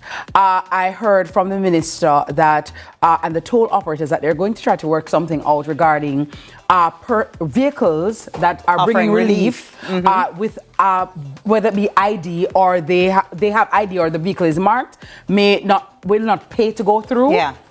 But I'm asking that they designate a particular toll booth for them. Oh, specific for them? Yes, for them. So if you are a relief vehicle or you're bringing relief for persons, you know, you go to a particular lane, because what you don't want is for relief vehicles and all the regular vehicles to be in the same line. So maybe where the green arrows would normally be TK, they could put an R. So that is the relief line. So if you're a relief vehicle, you don't go into the arrow line, you go to the R for easier movement, less congestion and less confusion. And yes, I know that, you know, persons would want the toll booth to be free, but the people we don't own it, and it's also a business that the people are running. You understand? Yeah. So if it is that you're not bringing relief, pay a toll fee and just go on through. But if you are bringing relief, remember to bring your ID, remember to tag your vehicle so that they can know that you are going to help people in distress. But I'm suggesting humbly to the toll operators that they have a designated lane for those vehicles so there is no confusion. That makes sense, and it's a good suggestion. It's a good suggestion. Yeah, because trust me,